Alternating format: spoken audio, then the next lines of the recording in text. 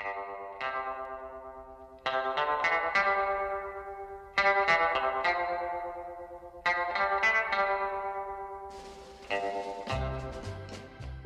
to the Glenngary Tramway update.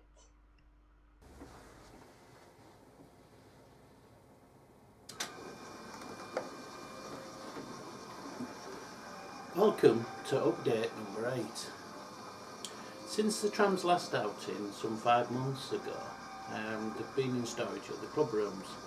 So with the new season starting, now's the time to get them out and sort out, just give them a major service and repair any faults that might have developed, and also rectify a problem we got at the last outing. Now, after 20 exhibitions, we've not had this before, but by chance all the exhibitions we'd done had been on concrete floors, and the last venue was in a gymnasium hall, and the floor was very springy, and we found that we're having difficulty getting the trams to engage with the micro switches at the top station. So bad was it before the start of business that we had to abandon using the red trams and the blue ones, and ended up running the green. Thinking about it when we got home, I came up with the idea that we needed a way of adjusting the top station. The difference between the 3 sets of trams, although not major, there is a small difference, especially with the ones that spend most of their life outside.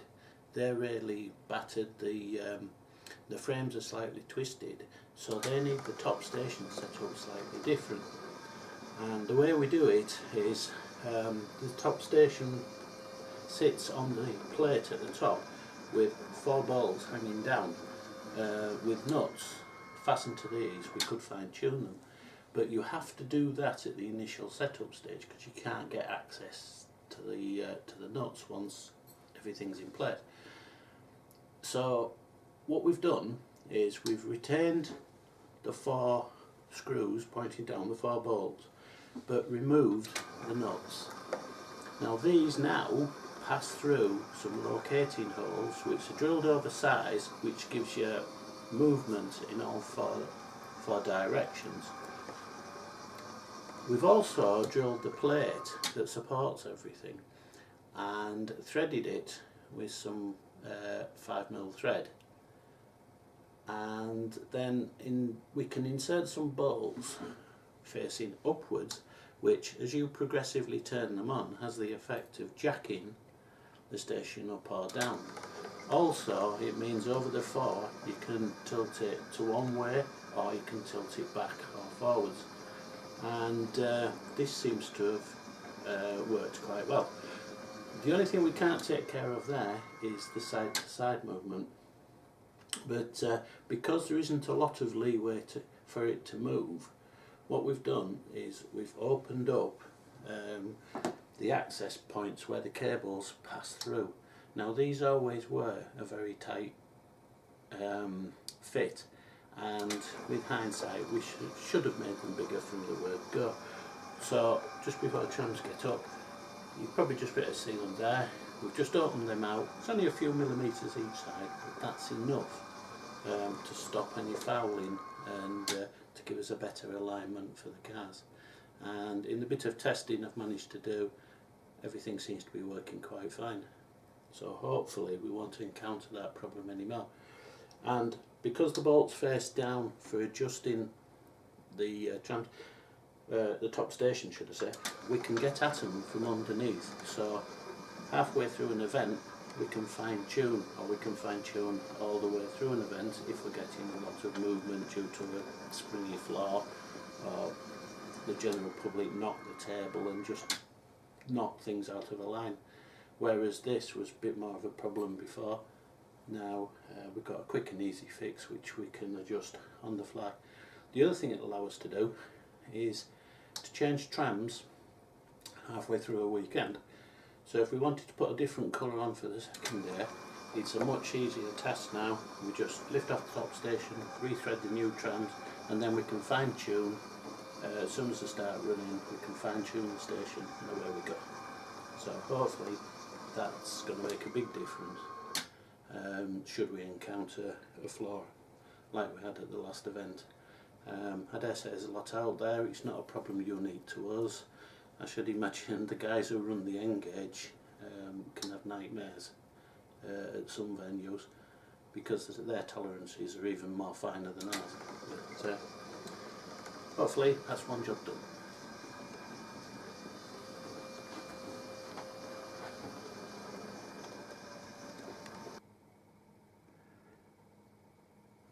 A problem we keep encountering is damage to the lights. This is mainly when we're in transit.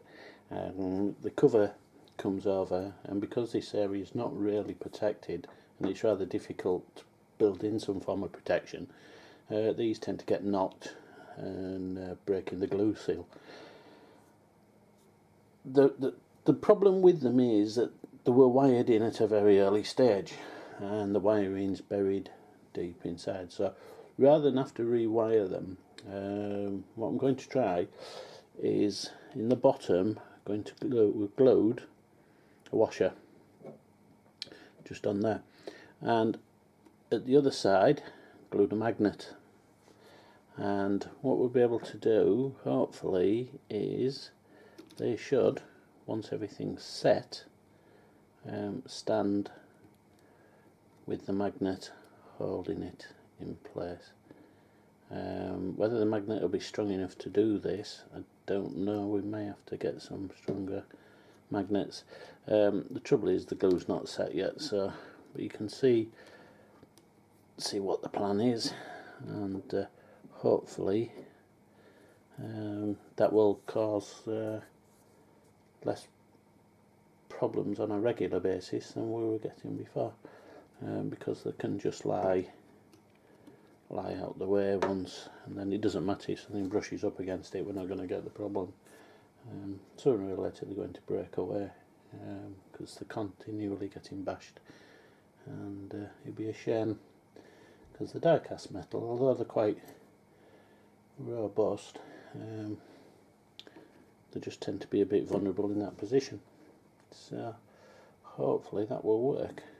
If not, I may have to get a stronger magnet.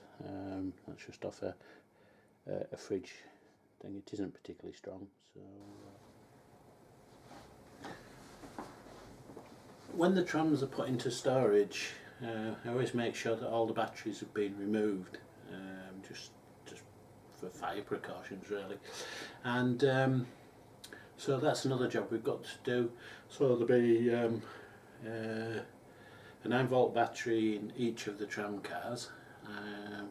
There's also one that fits in the aircraft beacon that mounts on the top station, so there's one to look out for there.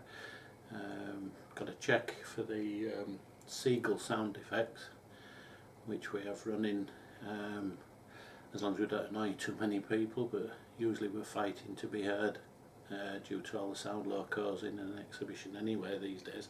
So got to get all them batteries sorted. We'll do a quick voltage check on some of the ones I took out at the end of last year. They've already been replaced probably halfway through the season. Because the LEDs are LED lighting, they're not that heavy on batteries, so as long as there's a reasonable voltage in them, we can stick them back in. Otherwise we'll have some new ones and we'll be good to go. The other thing we've got to do is just run through all the functions, make sure the LED lighting is working, lubricate the wheels on the trams and the bearing point on the main wheel at the top. That tends to get a bit dry, so we just put a dab of oil on there. We don't soak it in oil, but it just helps it along the way.